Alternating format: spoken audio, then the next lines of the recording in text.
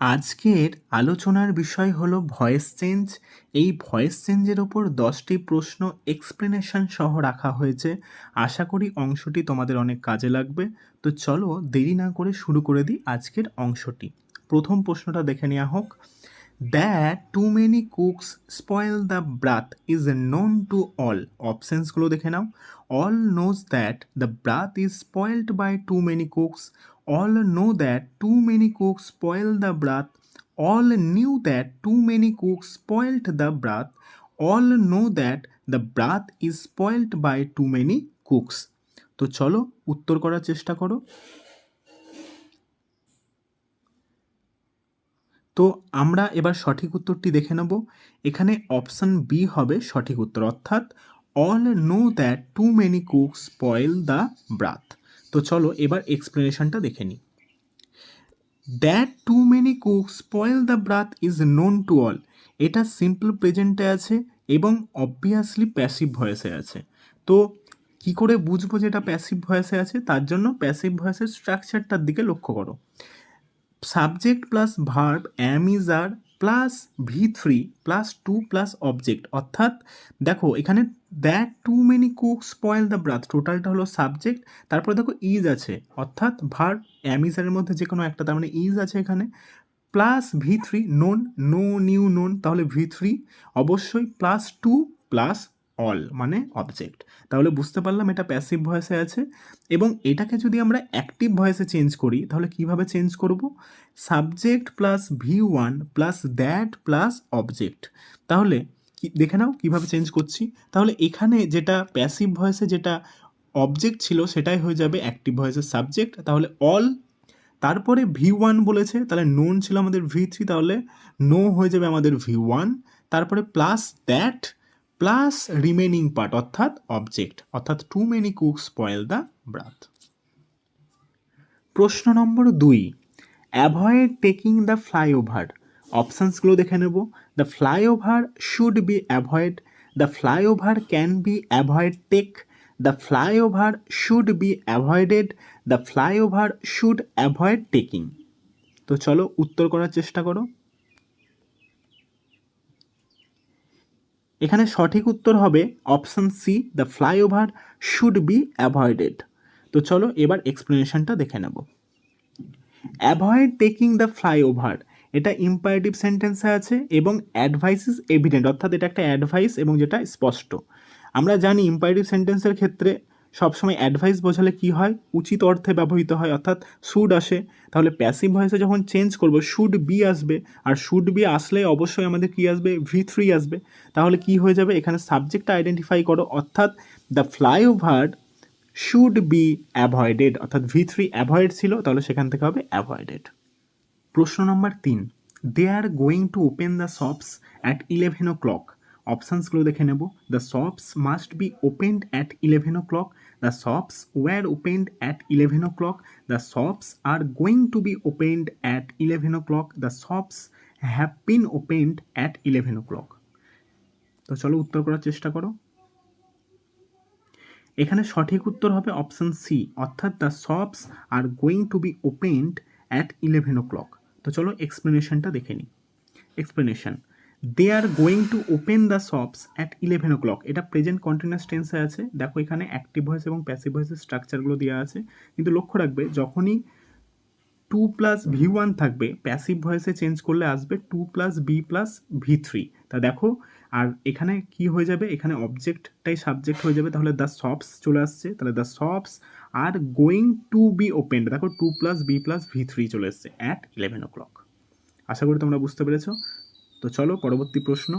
প্রশ্ন নম্বর 4, how much monthly rent did you pay for the house.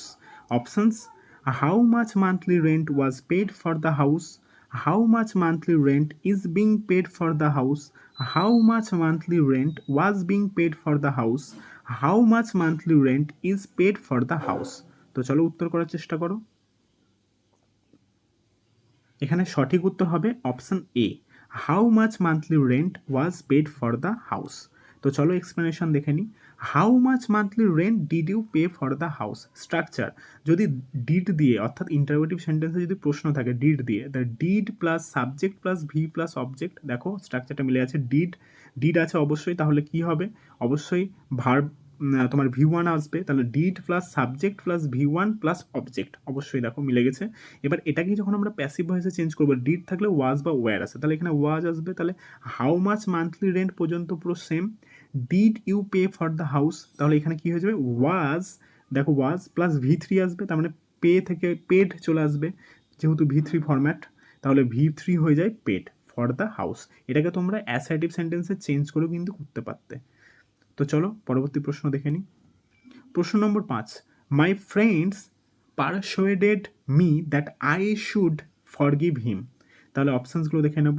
I was persuaded by my friends that he should be forgiven. I will have been persuaded by my friends to forgive him. Option C, I am being persuaded by my friends that he should be forgiven. I will be persuaded by my friends that he should be forgiven. সঠিক উত্তর করার চেষ্টা করো। তাহলে এখানে সঠিক উত্তর হবে option A, I was persuaded by my friends that he should be forgiven. তো চলো এক্সপ্লেনেশনটা দেখে নেব। My friends persuaded me that I should forgive him. কোনো লিঙ্ক আর দ্যাট দিয়ে যদি দুটো সেন্টেন্স কানেক্ট থাকে, তাহলে অবশ্যই দুটো সেন্টেন্সকে কিন্তু আমরা চেঞ্জ করব। যেহেতু এখানে দুটো সেন্টেন্স আছে, তাই দুটো সেন্টেন্সকেই কিন্তু আমরা প্যাসিভ ভয়েসে চেঞ্জ করব। তাহলে দেখো প্যাসিভ ভয়েসে চেঞ্জ করলে কি হবে, একদম প্লেন, তাহলে মি আছে, তাহলে অবজেক্টটা সাবজেক্ট হয়ে যাবে, তাহলে আই আর পারসুয়েডেড V2 ফরম্যাট, তাহলে সেখান থেকে V3-তে নিয়ে আসতে হবে আমাদের, তাহলে I was persuaded by my friends, এবং দ্যাট লিঙ্কার যা ছিল তাই। তারপর দেখো সেন্টেন্সটা লক্ষ্য করো, আই শুড ফরগিভ হিম, তাহলে হিম আছে, তাহলে অবশ্যই হি আসবে। আর শুড থাকলে তোমরা জানোই আমাদের প্যাসিভ ভয়েসে should plus be plus V3 আছে, তাহলে হি শুড বি ফরগিভেন। প্রশ্ন number 6, don't take the coastal road during monsoons. অপশানসগুলো দেখে নাও। You are not taking the coastal road during monsoons, you will not take the coastal road during monsoons, coastal road is not being taken during monsoons, coastal roads should not be taken during monsoons. তো চলো উত্তর করার চেষ্টা করো। এখানে সঠিক উত্তর হবে option D, coastal roads should not be taken during monsoons. তো চলো এবার এক্সপ্লেনেশনটা দেখে নেব। Don't take the coastal road during monsoons, তাহলে এখন এটা ইম্পারেটিভ সেন্টেন্স এবং নেগেটিভ সেন্সে আছে। ইম্পারেটিভ সেন্টেন্সের ক্ষেত্রে সবসময় মোডাল অক্সিলারি ভার্বের হেল্প নেওয়া হয়, তাহলে শুড আসবে। তাহলে যখন এটা প্যাসিভ ভয়েসে চেঞ্জ করব তখন কি আসবে, should plus be plus V3। যেহেতু নেগেটিভ সেন্টেন্স আছে, তাহলে should plus not plus be plus V3। তাহলে এখানে সাবজেক্ট কোনটা, coastal roads should not be taken during monsoons. Next প্রশ্নে চলে আসি। It is time to serve dinner. Options, it is time show dinner should be served, it is time that dinner is served, it is dinner serving time, it is time for dinner to be served. উত্তর করার চেষ্টা করো। এখানে সঠিক উত্তর হবে ইট is time for dinner to be served. তো চলো এক্সপ্লেনেশনে দেখে নেব। It is time to serve dinner, স্ট্রাকচারটা কি, যদি আমাদের টু প্লাস ইনফিনিটিভ অর্থাৎ টু প্লাস V1 থাকে, তাহলে অবশ্যই সেটাকে প্যাসিভ ভয়েসে যখন চেঞ্জ করব তখন হয়ে যাবে আমাদের কি, তখন হয়ে যাবে আমাদের to plus be plus V3, to plus be plus V3 চলে আসবে। তাহলে it is time for dinner to be. প্রশ্ন number 8, you will either be taken prisoner or shot by the enemy. অপশানসগুলো দেখে নাও। The enemy will be either taking you prisoner or shooting you, the enemy either takes you prisoner or shoots you, the enemy would either take you prisoner or shoot, the enemy will either take you prisoner or shoot you. উত্তর করার চেষ্টা করো। এখানে সঠিক উত্তর হবে option D, the enemy will either take you prisoner or shoot you. তো চলো এক্সপ্লেনেশনটা দেখে নিই এবার। You will either be taken prisoner or shot by the enemy, এটা ফিউচার টেন্সে আছে স্ট্রাকচারটা, এবং যখনই আমাদের উইল বি টেকেন অর্থাৎ will plus be plus V3 আসবে, তখন এটাকে অ্যাক্টিভ ভয়েসে চেঞ্জ করতে গেলে কি করতে হবে আমাদেরকে, আমাদের অবশ্যই will plus V1 plus object আসবে। তাহলে দেখো এখানে দ্য এনিমিটা হয়ে গেল, এখানে সাবজেক্ট, অবজেক্টটা সাবজেক্ট হয়ে যায়, তাহলে the enemy will either take you prisoner or shoot you. বুঝতে পারলে, ওই শট বাই দ্য এনিমিটা হয়ে যাবে আমাদের শুট ইউ। নেক্সট প্রশ্ন চলে আসি আমরা, প্রশ্ন number 9, teenagers don't like being told what to do. Options হচ্ছে being told what to do was not being liked by teenagers should not be told what to do, being told what to do is not liked by teenagers are not liking being told what to do. উত্তর করার চেষ্টা করো। এখানে সঠিক উত্তর হবে option C, being told what to do is not liked by teenagers. তো চলো এক্সপ্লেনেশনটা দেখে নিই।